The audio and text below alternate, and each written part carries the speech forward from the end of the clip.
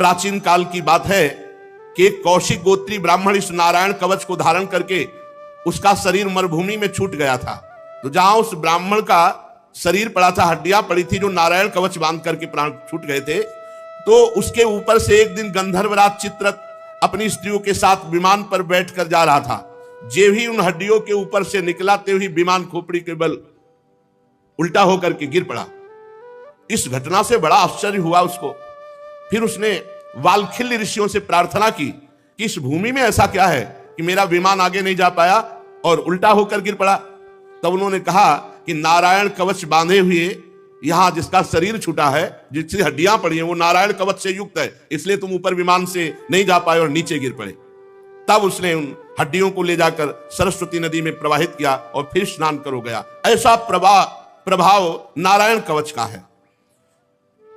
भगवान सुखदेव जी कहते हैं, परीक्षित, इस नारायण कवच को जो समय पर सुनता, और कोई भी इस वैष्णवी विद्या पर प्रहार नहीं काम कर सकता। तंत्र मंत्र मारण वशीकरण उच्चाटन भूत प्रेत कोई भी, ये पक्की बात।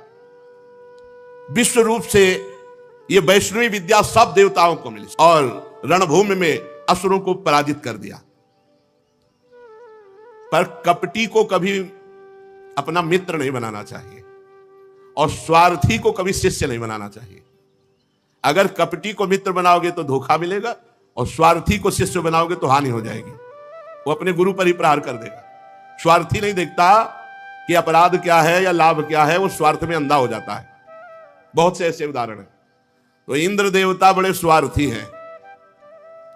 जब जरूरत पड़ी थी तो गुरुदेव प्रणाम और नमस्कार, जब नारायण कवच पहनाकर विश्व विजयी बनाकर त्रिभुवनपति पर पद पर बैठाल दिया,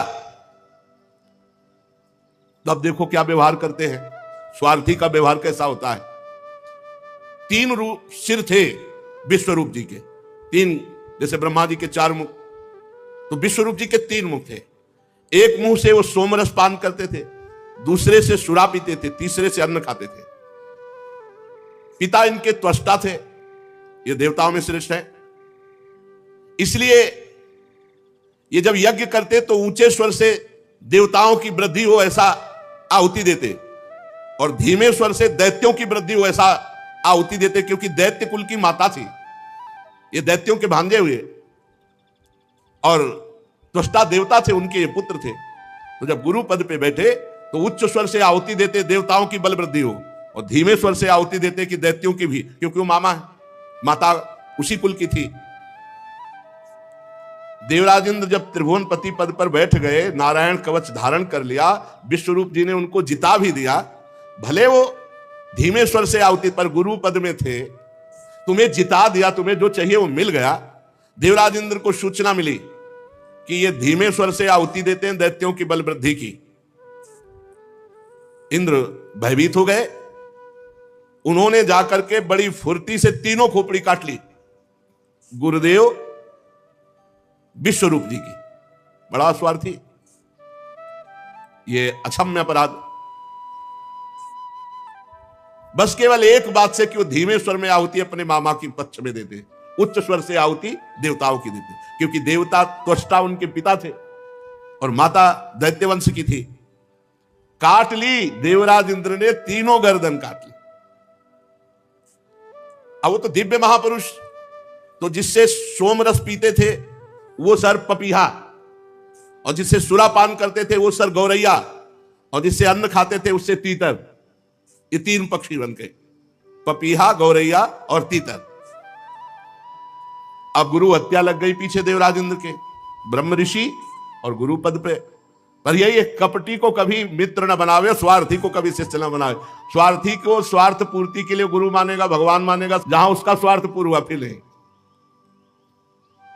विश्वरूप के जे ही गर्दन काटी तो 3 पपीहा, गौरैया और तीतर, और ब्रह्म हत्या, गुरु हत्या देवराज इंद्र के पीछे। अब हटा सकते नहीं थे, इतनी सामर्थ्य नहीं थी। ब्रह्म हत्या ऊपर सवार हो गई, हाथ जोड़ करके कांपने लगे। बहुत उपाय किया, 1 वर्ष तक भयंकर पीड़ा, भयंकर कष्ट, कहीं ठौर नहीं। सिंहासन में बैठ नहीं सकते जाके। अब ये बड़े बड़े ऋषियों से पूछते हैं अपनी शुद्धि का उपाय। तब सब ऋषियों ने मिलकर के देवराज की जो गुरु हत्या करने पर ब्रह्म हत्या हुई उसके 4 विभाग किए। एक पृथ्वी को हिस्सा दिया, दूसरा जल को हिस्सा दिया, तीसरा वृक्ष को हिस्सा दिया और चौथा स्त्रियों को हिस्सा दिया। ब्रह्म हत्या के 4 हिस्से कर दिए। पृथ्वी में यह वरदान दिया, पृथ्वी की जो ब्रह्म हत्या का स्वरूप है वो ऊषर भूमि है, और जल में जो ब्रह्म हत्या का स्वरूप है फेन बुदबुदा है, उसे हटा के ही गोता मारा जाता है। जब कभी जल में तो फिर ऐसे गोता मारा जाता है। ऊषर भूमि में कोई अनुष्ठान नहीं किया जाता, वो अपवित्र भूमि मानी जाती है। और वृक्ष में जो गोंद निकलती है और माताओं बहनों में जो मासिक धर्म होता है, इसे ब्रह्म हत्या कहा जाता है। 3 दिन तक किसी भी तरह माता बहनों को रसोई स्पर्श करना या पवित्र कार्य करना निषेध किया गया है। 3 दिन तक एकांत सेवन करते हुए अंदर भगवान नाम जप करते हुए व्यतीत करे। ये उस समय ब्रह्म हत्या का यह आवेश जो 3 दिन तक मासिक धर्म होता है, हमारी शास्त्रीय पद्धति ऐसा है। तो पृथ्वी में ऊषर भूमि, और उनको वरदान दिया कि कहीं भी कितना भी बड़ा गड्ढा हो बिना भरे अपने आप पूर्ण हो जाएगा समय आने पर। और चतुर्थांश पृथ्वी को ब्रह्म हत्या का स्वीकार करना, वही ब्रह्म हत्या पृथ्वी में कहीं कहीं ऊषर के भूमि के रूप में दिखाई देती है। दूसरा ब्रह्म हत्या का जो भाग मिला वृक्षों को, ये गोंद ब्रह्म हत्या का स्वरूप है। इसे कोई भी शास्त्रीय पद्धति जानने वाला नहीं खाता। ये जो गोंद वृक्षों की है, इसका प्रयोग उसे बहुत बलिष्ठ है, इसको बलवर्धक पदार्थों में प्रयोग करते हैं, पर इसको जो शास्त्रीय पद्धति जानने वाला है वो गोंद का भक्षण नहीं करता। उनको वर्ण मिला कि कोई भी हिस्सा कट जाने पर फिर तुम पुनः जम जाओगे, और गोंद के रूप में ब्रह्म हत्या दिखाई पड़ती है। स्त्रियों में मासिक धर्म के रूप में ब्रह्म हत्या का जो महीने में रज के रूप में दिखाई पड़ती है, उस समय किसी का स्पर्श करना, रसोई आदि का स्पर्श करना, भगवत विग्रहों की सेवा कर, यह सब निषेध किया गया है। जल ने जो चतुर्थांश स्वीकार किया वो फेन बुदबुदा काई, और उनको वर मिला कि कितना भी खर्चा किया जाए तुम घटोगे नहीं, बढ़ते ही जाओगे, तुम्हारी बढ़ती। इस तरह जो ब्रह्म हत्या थी वो 4 भागों में ऋषियों ने मिलकर के विभाजित किया। पृथ्वी, जल, वृक्ष और स्त्रियां। ऊषर भूमि, फेन बुदबुदा काई, गोंद और मासिक धर्म। अब विश्वरूप की मृत्यु के बाद उनके पिता त्वष्टा बहुत दुखी हुए कि बड़े छलिया देवता है, जरूरत पड़ी तो आए गुरु के पद में वर्ण किया, और जब काम हो गया तो गर्दन उड़ा दी। बहुत विचित्र है। तो उन्होंने एक यज्ञानुष्ठान किया कि हम अपने पुत्र का बदला लेंगे। हतपुत्रस्ततस्त्वष्टा जुहावेन्द्राय सत्रवे इंद्र सत्रो विवर्धस्व मां चिरम जहि विद्विषं। विश्वरूप की मृत्यु के बाद त्वष्टा ने एक यज्ञ किया, हे इंद्र सत्रो, तुम्हारी अभिवृद्धि हो और शीघ्र से शीघ्र तुम अपने शत्रु को मार डालो। इस मंत्र से इंद्र का शत्रु उत्पन्न करने के लिए यज्ञ किया। यज्ञ समाप्त होने पर अनवार पचन नामक अग्नि, दक्षिणाग्नि से जो ही यज्ञ पूर्ण हुई तो एक बड़ा भयावना दैत्य प्रकट हुआ। ऐसा विकराल आकाश तक बढ़ा हुआ मानो साक्षात काल ही हो। अब ये लोकों का मानो प्रलय कर देगा।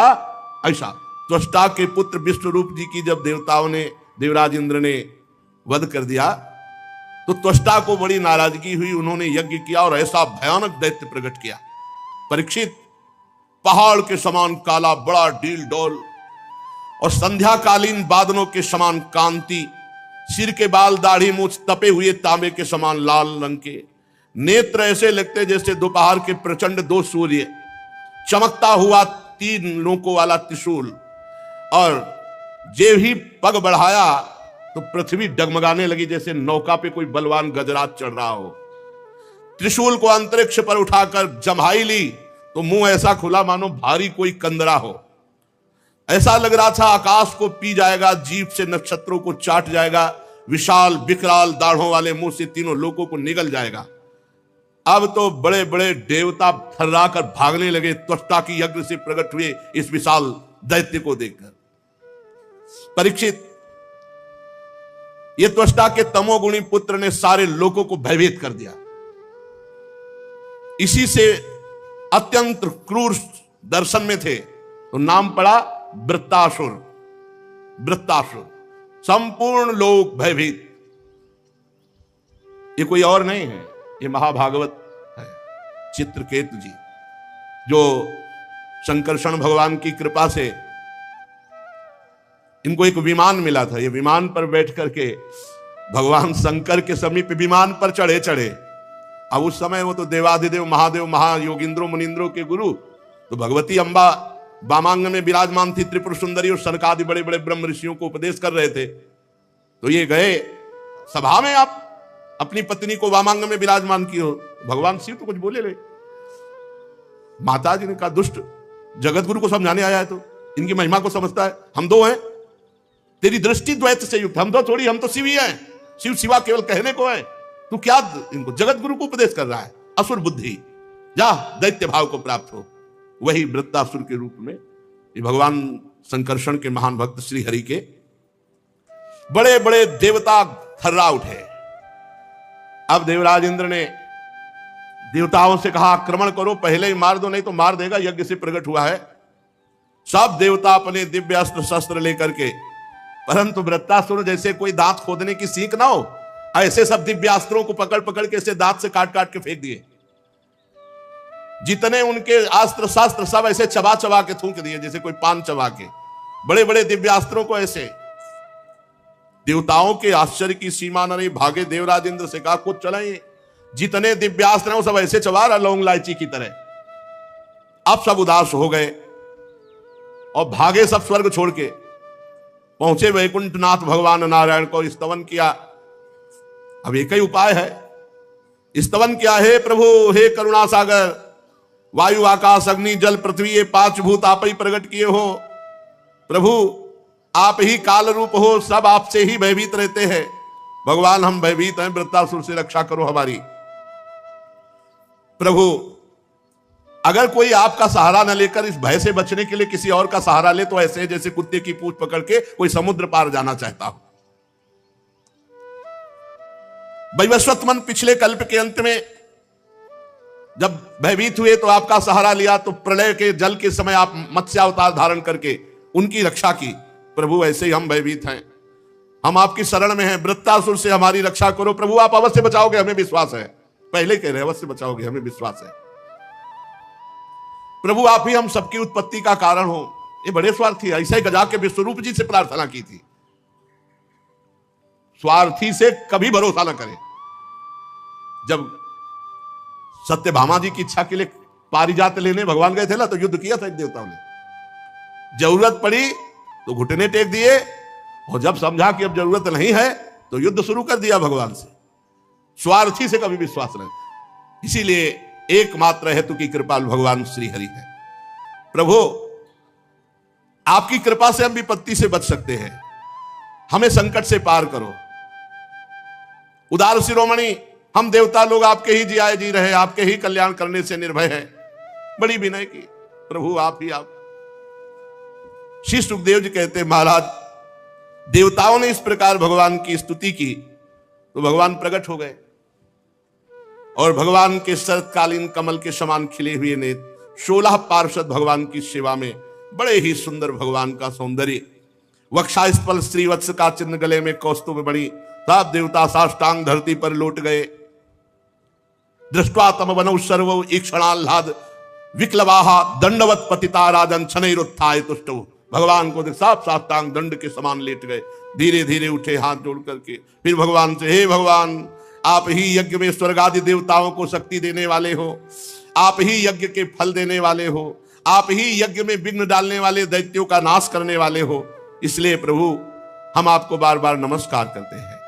आपके अनंत नाम हैं, आपके नामों की सीमा नहीं है। प्रभु सतोगुण रजोगुण तमोगुण इन तीनों गुणों के अनुसार उत्तम मध्यम निकृष्ट गतियां वो सब आप देते हो, आप ही गतियां देने वाले हो। प्रभु इस कार्य कारण जगत रूप के स्वामी आप ही हो। हे भगवान, आपकी अगणित महिमा है, आपकी लीला का रहस्य जानना बड़ा कठिन है। हे भगवान, हम ठीक ठीक सृष्टि के कार्य को समझ नहीं पाते, कब क्या कैसा, और ये सब आप करने वाले हो। प्रभु, आप अंतर्यामी हो, आप अंतरात्मा हो। नाथ, श्रुतियां आपका केवल नेति नेति कह के वर्णन करती है। हे मधुसूदन, आपकी महिमा रस का अनंत समुद्र है। उन्हें नन्हे से सीकर एक बार थोड़ा सा कोई आनंद चख ले तो परमानंद में डूब जाता है। प्रभु, जो थोड़ा सा नाम का स्वाद चख ले, थोड़ा सा आपकी महिमा प्रेम रस की चख ले, तो उसको लोक परलोक के सारे विषय विष के समान लगने लगते हैं, वो सब भुला देता है और आपके प्रेम में उन्मत्त हो जाता है। जानते हैं देवता ये बात, लेकिन वो प्रेम में मगन नहीं हो सकते, इतना विषय विलासिता है।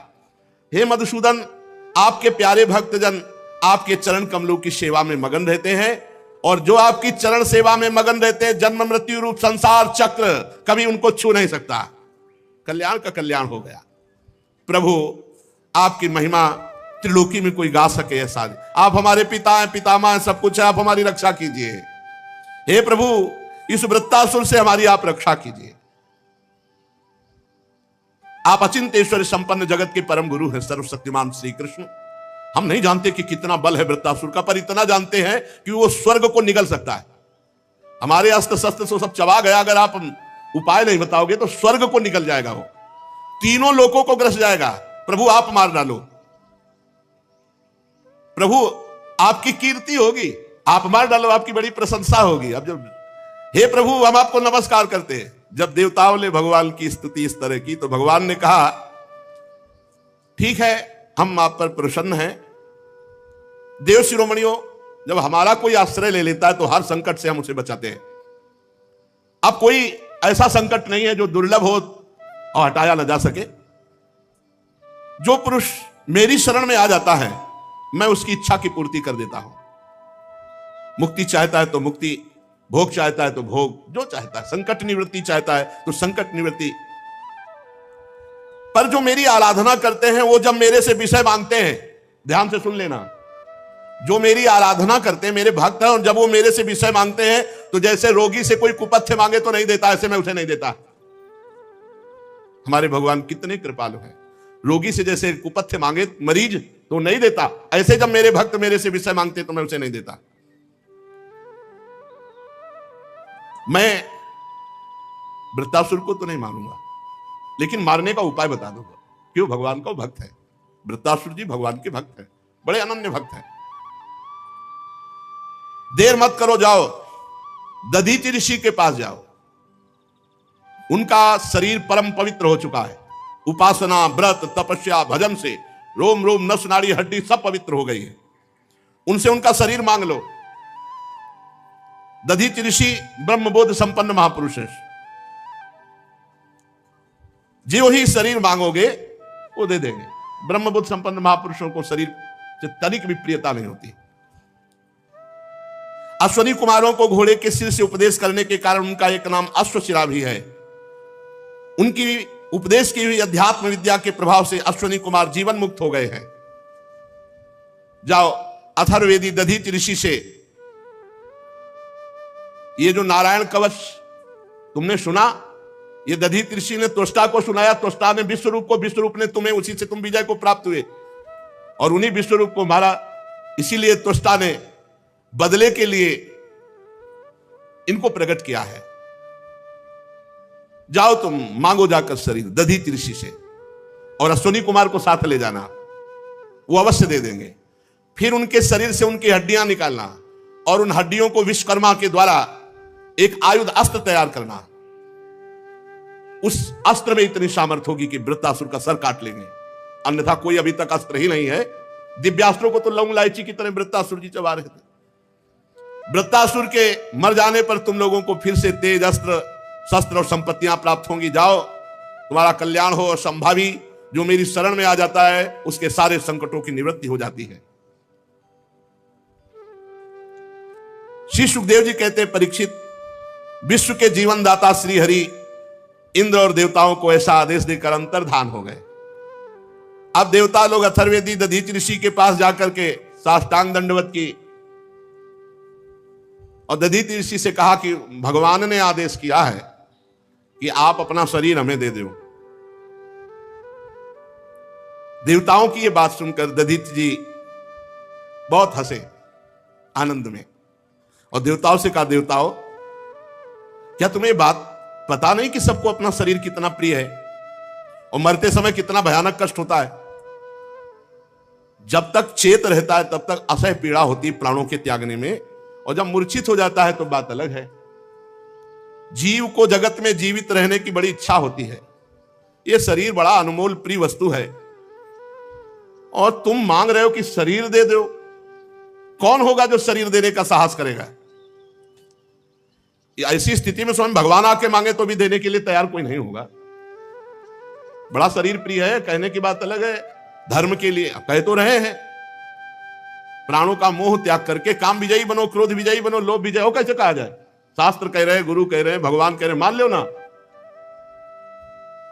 ये बात परीक्षा के लिए कही थी। अब देवता क्या बोलेंगे? नहीं, दधीचि ऋषि ब्रह्म ऋषि है, इनको बिल्कुल शरीर से कोई लगाव नहीं। देवताओं ने कहा, ब्रह्मन आप ऐसा कैसे कह सकते हैं? आप तो बड़े उदार हैं। आप घबरा गए कि एक ही उपाय है, इनकी हड्डियों से बने, और वो कह रहे हैं हमें शरीर बड़ा प्रिय है, शरीर कैसे छोड़ा जाए? छोड़ने में तो बहुत कष्ट है। आप जैसे दयावान महापुरुष ऐसा कैसे कह सकते हैं?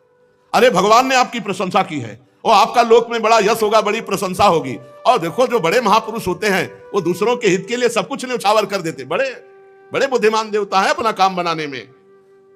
भगवान इसमें संदेह नहीं कि हम लोग स्वार्थी हैं, कह रहे हैं, ये तो पक्की बात कह रहे हैं भगवान, इसमें संदेह ननु स्वार्थ परो लोको न वेद पर संकटम यदि वेद न याचेत नेतिना यदीश्वरा। भगवान यद्यपि हम लोग स्वार्थी हैं, आपका शरीर मांगने आए, पर आप विचार करो, अगर हमारे ऊपर संकट न आया होता तो हम आपका शरीर न मांगते।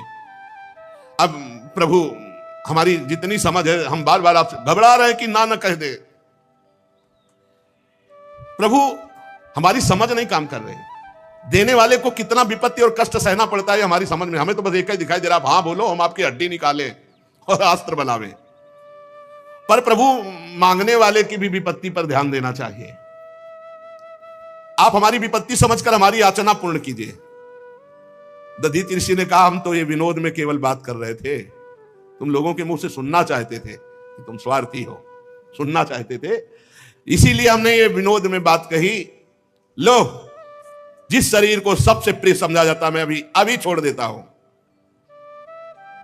ये महापुरुषों का देव शिरोमणियों, इस शरीर से दूसरों के लिए जो काम आ जाए शरीर, वही सबसे बड़ी बात है। नहीं तो क्या पेड़ पौधे और शरीर में क्या फर्क, अगर ये शरीर दूसरों के काम में ना आए। जिंदगी का परम रहस्य ये कि जन्म से लेकर मरण तक कोई एक ऐसा तो कार्य कर लो जो दूसरे की रक्षा की हो, दूसरे के काम में आया हो। बड़े बड़े महात्माओं ने इससे बड़ा कोई धर्म नहीं बताया। परहित सरिस धर्म नहीं भाई। मनुष्य शरीर का सबसे बड़ा धर्म है किसी दुखी के दुख को दूर कर दो, किसी असहाय की सहायता करो, किसी बूढ़े के 2-4 साल कपड़े धो दो, उसका मल धो दो, उसकी सेवा कर दो। यही मनुष्य का शरीर का जो लाभ है। अब ये नौजवान आजकल के अपने बूढ़े माता पिता को जो अवसर मिला है परम धर्म का, उनकी सेवा न करके उनके डांट लगाते हैं, पीटते हैं, हेलना करते हैं, सब नरक गामी होते हैं। क्या कहा दधीचि जी ने? मनुष्य का शरीर धारण करने वाले का परम धर्म है कि जीवन में परोपकार बन जाए, परहित बन जाए दूसरे का। दधीचि ऋषि ने समस्त देवताओं के सामने आंख मूंदी और ओम प्रणव का उच्चारण किया और शरीर छोड़ दिया। यह है समर्थ महापुरुषों की महिमा। परब्रह्म परमात्म तत्व में स्थूल शरीर को छोड़ करके विलीन हो गए। वो इंद्रिय विजेता थे, प्राण विजेता, मन विजेता, बुद्धि विजेता, तत्वमयी दृष्टि। और उनको पता भी नहीं चला कि हमारा शरीर कब छूट गया। ऐसे स्वरूप में स्थित महापुरुष लिखा है। जब वो शरीर छोड़ रहे थे तो उनको पता भी नहीं चल रहा था। जैसे केचुल छोड़ने में सांप को कोई कष्ट नहीं होता, अपने पुराने कपड़े छोड़ने में कोई कष्ट नहीं होता, ऐसी स्थिति।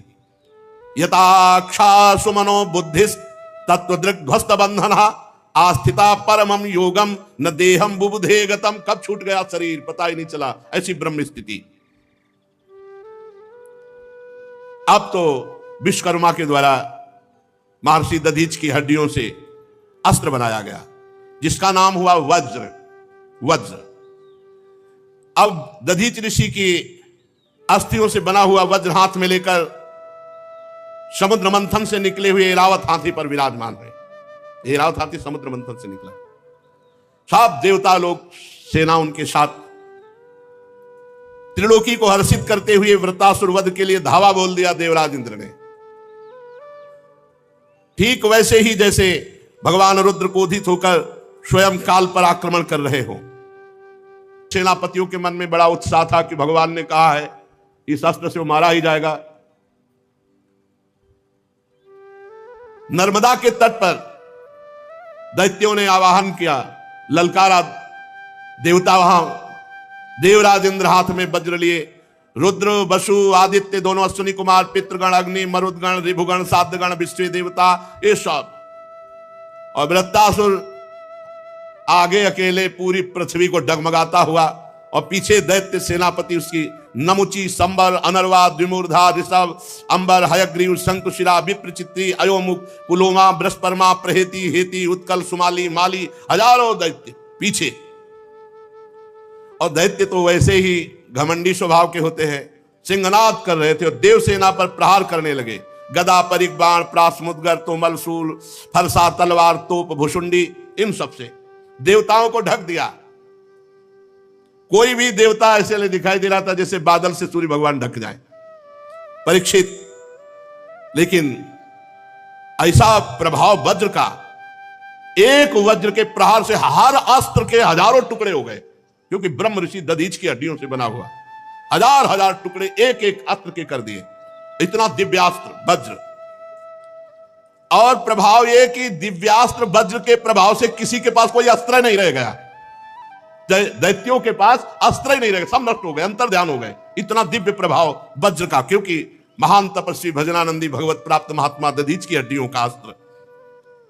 तब वो देवसेना पर पर्वत उखाड़ उखाड़ के बरसाने लगे, बड़े बड़े पर्वत। तो जैसे अस्त्रों को काट दिया था वज्र ने, ऐसे पर्वतों को धूल बना के उड़ा दिया वज्र ने। जब वृत्तासुर ने देखा कि हमारे अनुयायी तो हर तरह से हार रहे हैं,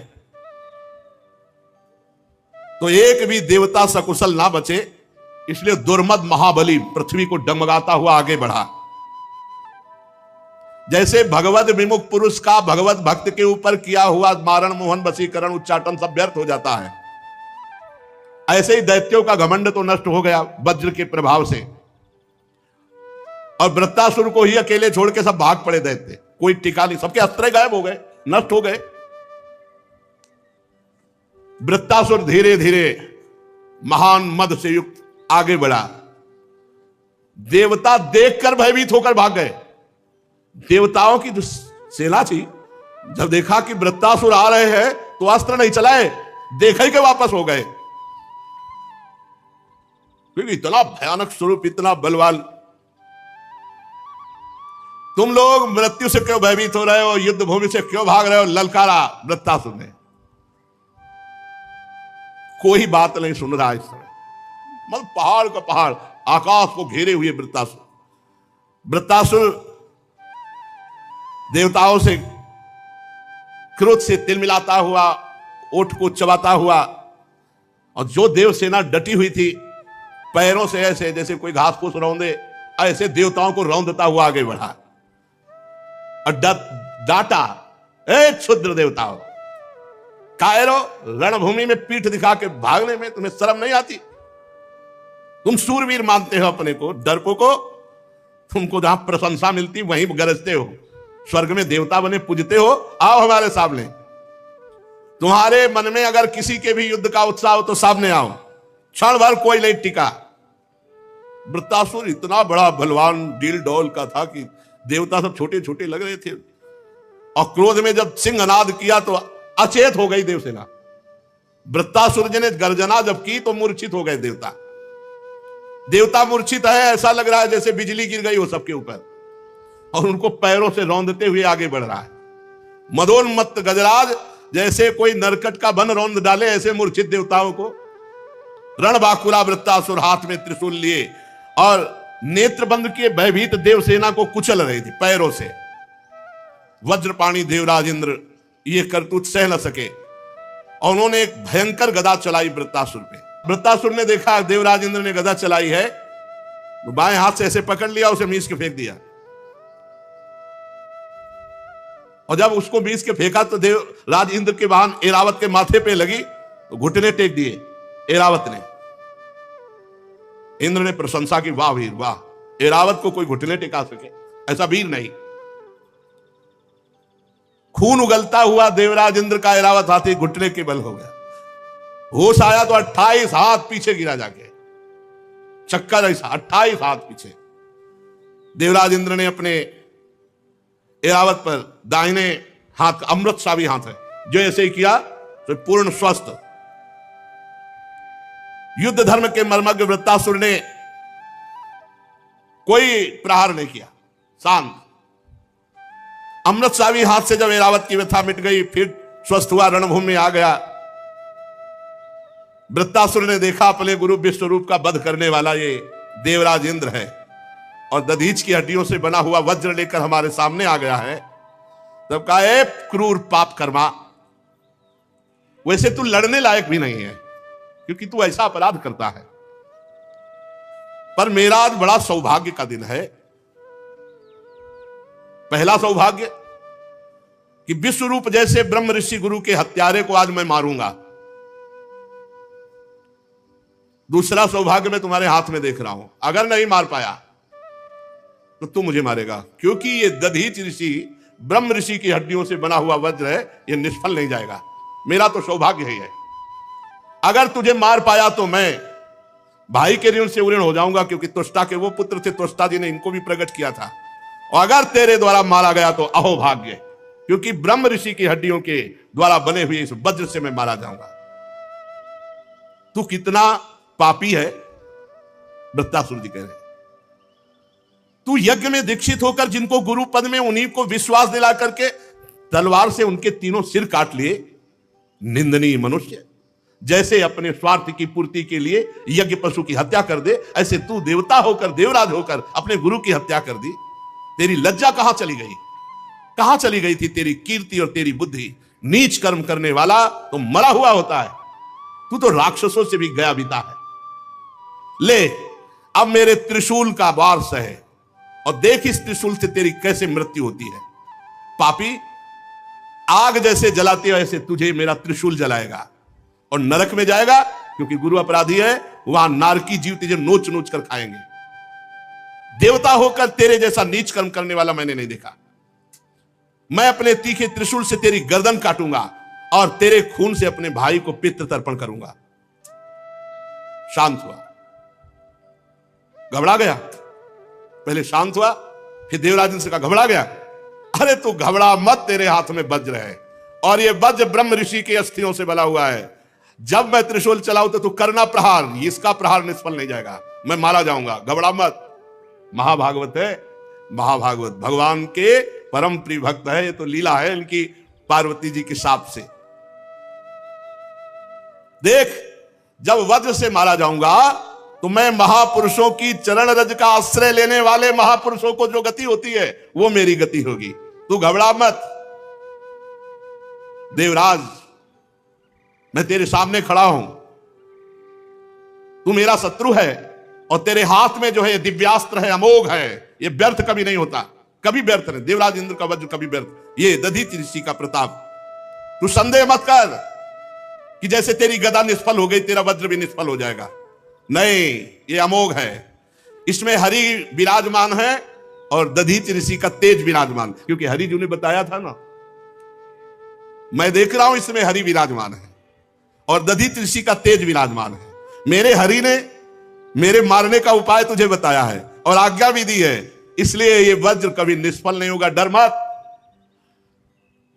और एक बात सुन, जिस पक्ष में मेरे हरि होते हैं विजय उधर ही होती है, तेरी ही विजय होगी, डर मत, तेरी ही विजय होगी। विजय लक्ष्मी सारे गुण वहीं निवास करते हैं जहां श्री हरि। देवराज, थोड़ा समय दे, मैं अपने चित्त को अपने भगवान में लीन करूं, और जब इशारा करूं तब वज्र से प्रहार कर देना, क्योंकि मैं जहां बड़े बड़े मुनिजन ध्यान करके पहुंचते हैं, मैं उन प्रभु का वरण करूंगा, उन प्रभु को प्राप्त करूंगा, उन प्रभु के समीप जाऊंगा। इसलिए जब वज्र का प्रहार करना, जब मैं इशारा कर दूं, क्योंकि मुझे थोड़ा समय दे, मैं इस समय अपने भगवान का ध्यान करूं। समय दे देते हैं, थोड़ी देर भगवान का ध्यान करते, शेष चर्चा आगे। श्री राधा